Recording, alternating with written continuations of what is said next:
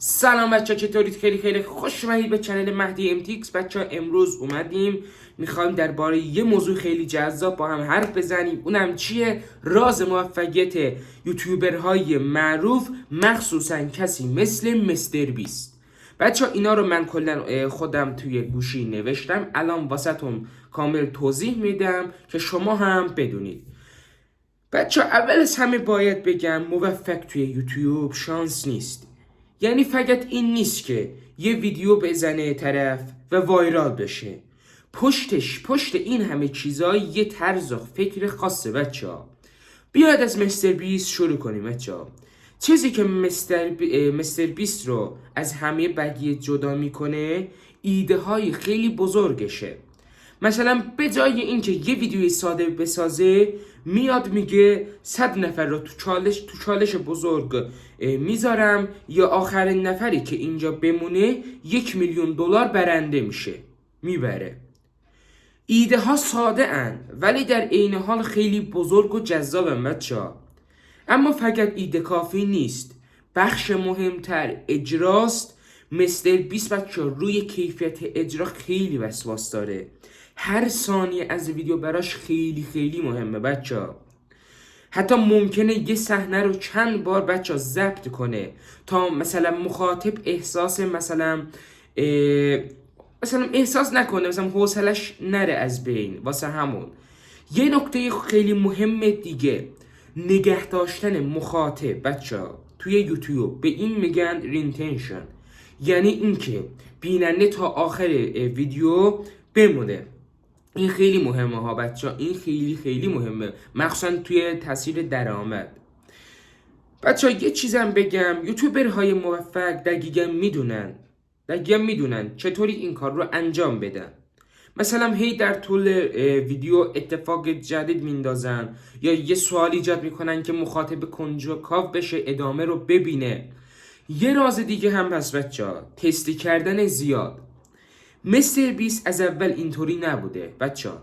سالها ویدیو ساخته، شکست خورده، تغییر داده، دوباره امتحان کرده تا فهمیده بچه چی جواب میده توی چنلش.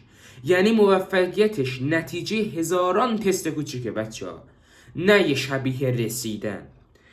یه نکته مهم دیگه هم بگم واسهتون بچه ها، سرمایه گذاری دوباره است. خیلی ها وقتی یکم معروف میشن بچه ها پول رو برای خودشون خرج میکنن، ولی مستر بیست تقریبا همه درآمدش رو دوباره خرج ویدیوهاش میکنه. یعنی هر ویدیو بهتر از قبلی میشه. و به بچه ها اینم بگم، هر ویدیویی که میذاره بچه ها توی این ویدیو مثلا بیشتر درآمدش رو توی همون ویدیو خرج میکنه. و بچه ها خیلیاش رو واسه ممبر سابسکرایبرش که میان توی شرکت میکنن توی گره کشیش هاش یا مثلا چالش های بزرگش، توی اونا خرج میکنه. و مخصوصا واسه اون همه جاهایی که میخره بچه واسه اونا هم خیلی خرج میکنه. اینا رو هم در نظر بچه باید داشته باشیم. بچه میگم دیگه، مثل به تمام همه در خرج ویدیوهاش میکنه. یعنی هر ویدیوی بهتر از ویدیو قبلیش میشه، یعنی هر ویدیو جدیدی که میذاره بهتر از اون ویدیو قبلیش میشه بچه. و آخرین چیز بچه، عنوان کاور و ویدیوی بچه خیلی مهمه. عنوان ویدیو و کاور ویدیو هستش بچه. باید همیشه خیلی دقت کنیم بچه توی عنوان ویدیو و کاور ویدیو. شاید ساده به نظر بیاد بچه ها، ولی این دوتا تعیین میکنن اصلا کسی روی ویدیو کلیک میکنه یا نه.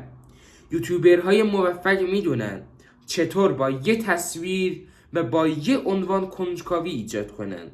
اگر بخوام خلاصه کنم بچه ها، در کل راز موفقیت یوتیوبرهای معروف اینه: ایده ساده ولی بزرگ، اجرای قوی، تمرکز روی نگه داشتن مخاطب، تست زیاد و سرمایه گذاری دوباره روی محتوا.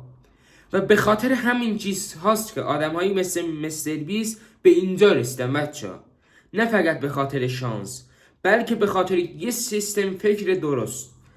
بچه‌ها این بود ویدیوی امروزمون. امیدوارم خوشحال شده باشید.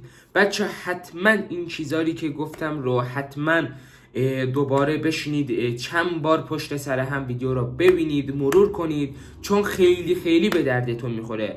اینم بگم بچه ها، مستر بیست هم حتی دیروز به 500 میلیون سابسکرایب رسید. بچه ها 500 میلیون سابسکرایب. بچه ها دیروز مستر بیست لایو گذاشته بود که دقیقا 500,000 نفر همزمان توی لایو بچه ها لایو مستر بیست رو میدیدن. بچه ها مخاطب کمی نیست. شما به همین چیزایی که توی این ویدیو گفتم از اول بشینید تا آخر نگاه کنید، مطمئنم به نتیجه میرسید. فقط بچه ادامه بدید، اصلا ول نکنید. شاید چند روز اول رو، چند ماه اول رو ویو نداشته باشید، ولی مطمئن باشید توی ویدیوی قبلی هم گفتم آخرش به اکسپلور یوتیوب میافتید، ویدیوتون وایرال میشه و باعث میشه به زودی به درآمدتون برسید. راستی بچه‌ها ممنون که تا اینجای ویدیو تماشا کردید ویدیومون رو. ممنون میشم چنلمون رو ساب کنید، حتما اون بالا گوشه مشترک شدن رو بزنید، هم سابسکرایب رو بزنید، زنگوله رو بزنید، یه لایک هم بزنید که واسه من یه دنیا انرژی میدید. بچه‌ها حتما تو کامنت هم بنویسید که دوست دارید ویدیو بعدی راجع به چی باشه. عشق منید. مرسی که تا اینجا تماشا کردید. دم تک تکتون گرم باشه. تا ویدیو بعدی شما رو میسپارم خدای بزرگ و مهربان. خدایانا نگهدار شما.